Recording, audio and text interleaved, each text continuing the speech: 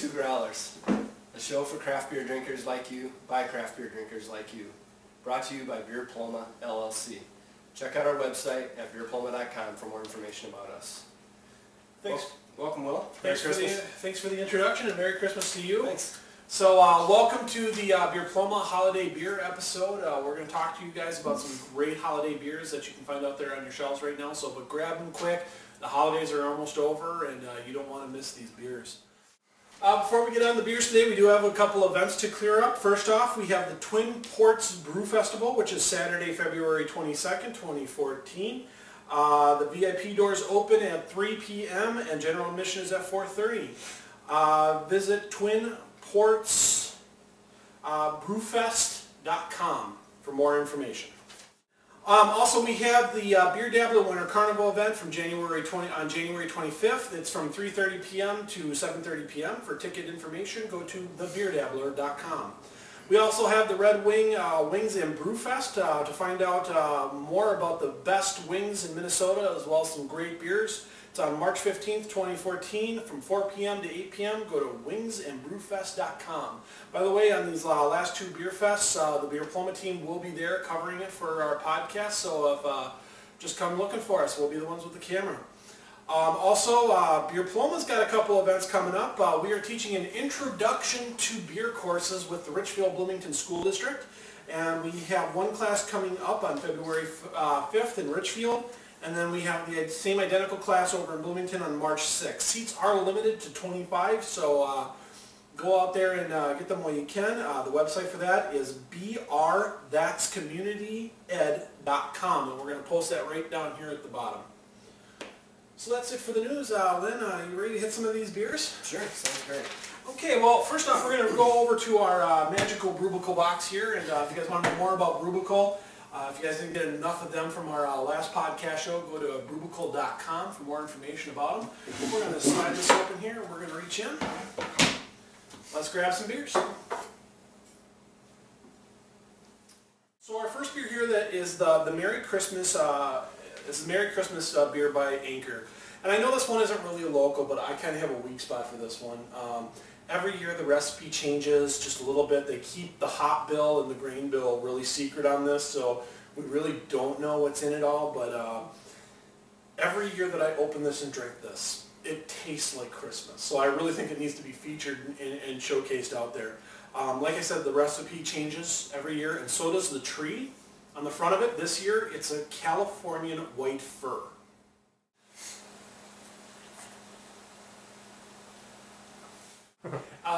As is tradition with this beer, it's definitely a deep, dark amber. I know to you guys on the podcast show, it's probably looking a little bit on the black or dark brown side, but if you hold it up to the light, it is really a dark amber. It's got a nice, thick, foamy head, as it has all years that I've had it. What are you getting out of that aroma there, Lynn? I'm trying really hard to get something, but I'm a little congested. It's that time of year. I'm getting a little bit of cinnamon out there and a little bit of almost nutmeg. Yeah, I can smell the nutmeg now that you mentioned that. That's the Norwegian blood in me. We're trained to pick up nutmeg. It was kind of interesting versus last year's. Last year's contained mint in it for the first time, but this one's got like a nice deep. It's got a bitterness to it, but it's not like a hoppy bitterness. It's more of like a nutty bitterness to it. Good carbonation levels, medium mouthfeel, and that nutmeg is definitely coming throughout the entire flavor. So if that was if that is actually what's in there, and like I said, they keep this one a secret. They did a very good job at it. Tastes like Christmas. It does taste like Christmas. Merry Christmas. So Lynn, now that we're kind of getting towards the bottom of our glasses here, what did you think of that beer? I mean, did you like it? You said it tasted like Christmas, but is that a good thing? Yeah, definitely. It's very good. I could pick up on the nutmeg, like you said, and it's very good. I mean, it's very drinkable, not too heavy, but it's got a lot of body to it. Yeah. Very good. Well said. I like a lot of Anchor's other beers as well. Yeah, so me too. This is a good one as well. I don't have too much to add to that, but I guess the one thing that I would add to it is that a lot of Christmas beers and a lot of holiday seasonal beers, they like to ramp up the ABV because you want that warmer type beer. Where this is probably the most sessionable of the Christmas ales. So I really do appreciate that fact that it's an extremely sessionable beer. You and I could sit down and have a 6-pack of it and not go home feeling like, bleh. Is this around 6 or 7%? Again, that's one of those things that they keep secret, but I would guess somewhere between 5.5 to 6. Okay, so let's reach into the Brewing and let's see what we got next. So our next one is from Steel Toe Brewing. I think this is our first Steel Toe on the show. And this is their Douglas Cascadian Dark Ale. Well, this is not a traditional Christmas ale by any stretch of the imagination. They only put this one out during the winter time, and it's an extremely limited batch. Such as 44th in France, which is the liquor store that I usually go to buy my beer. They got like 2 shipments of these, and they basically were told once it's gone, it's gone. So this is a rare beer. So if you find any of this, grab it while you can, because it's not going to be on the store shelf.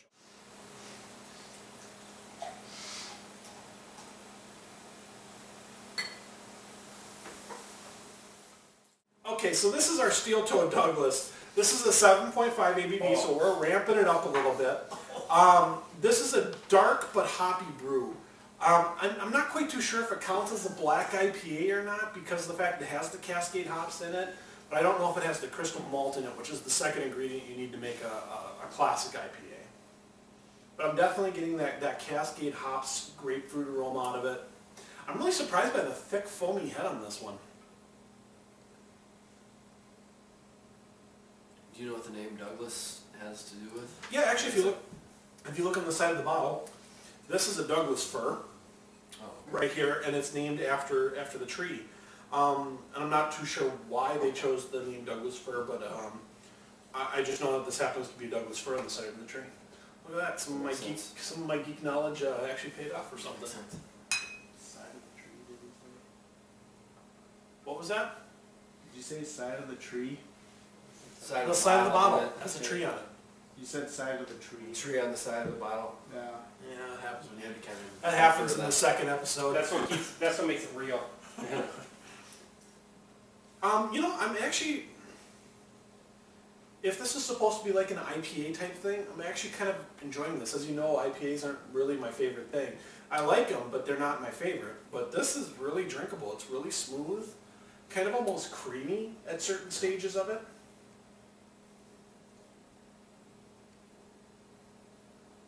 I can pick up a little bit of grapefruit in there, like you said, but That's definitely the Cascade hops, yeah. I wouldn't expect too much from it, But then there's that creaminess to it, that smooth, has like a medium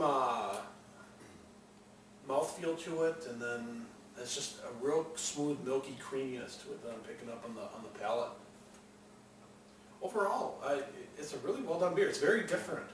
It's not what I was expecting whatsoever, but it's very well put together. It's extremely drinkable, and you're not getting any of the alcohol, astringency to it, and I really am enjoying this one. You gonna finish it? Yeah, absolutely. You want me to finish yours too? Okay, so I'm really excited about this next one. This is Yule number 3, and they, like the Anchor, they change up the recipe just a little bit. But here is what it says on the label. It says, "Behold our second Yule, then be drinking it.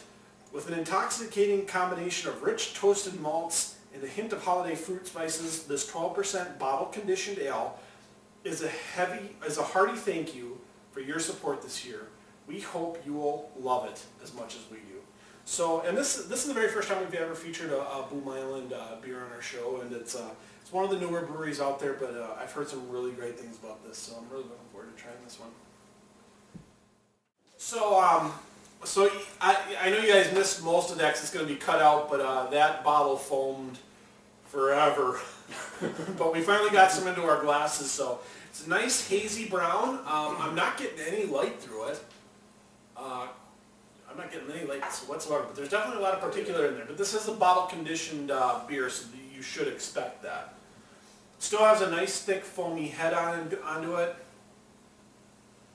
I'm getting that mixed fruit aroma out of it.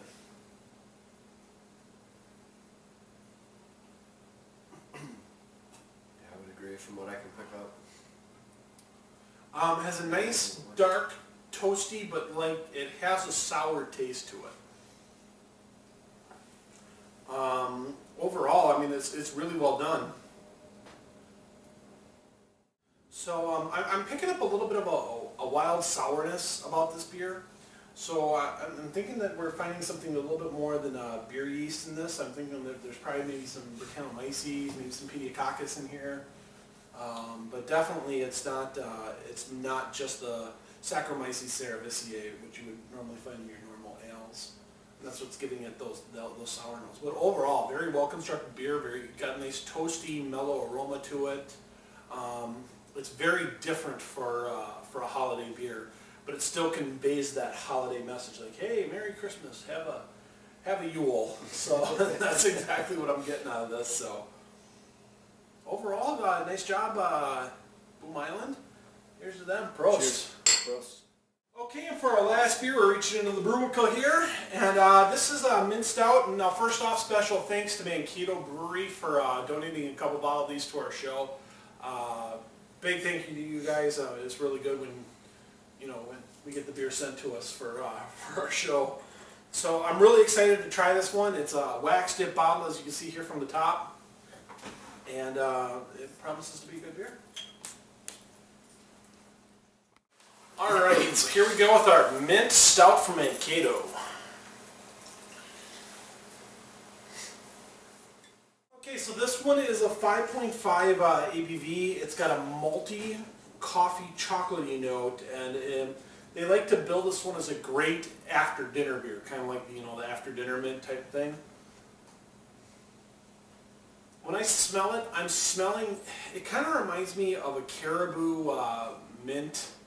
Their mint conditioned latte. I'm getting those coffee notes followed up by that after dinner mint type aroma off of it. Mint and the chocolate a little bit. Good foam to it. So this is a stout. So I'm holding it up to the light and I am getting no light through it.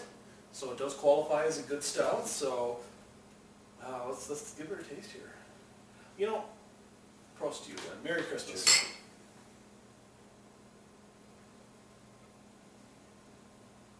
Save a little bit in your glass, by the way. Definitely getting a good minty taste out of it, but the last time I had this beer, we had it down at the brewery when we were picking this up, and it was a lot colder, and all I could taste was the mint out of it. But now that we've let this one sit down and warm up a little bit in our Brewing box, I'm definitely getting more of that coffee taste out of it, and I have to say, I enjoyed it when I was at the brewery when it was cold, but I'm enjoying it even more now that I get to taste those coffee notes out of it. Yeah, now you can not only taste the mint, but you're getting more of the chocolate and the coffee as well. As a home brewer, I always thought about how come nobody's ever done a mint coffee stout before, or a mint chocolate stout, and it's really good to see Mankato bringing out their creative processes here to build this beer, because this is a really well put together beer. So I'm extremely enjoying this very much, and I'm a big mint lover too. So.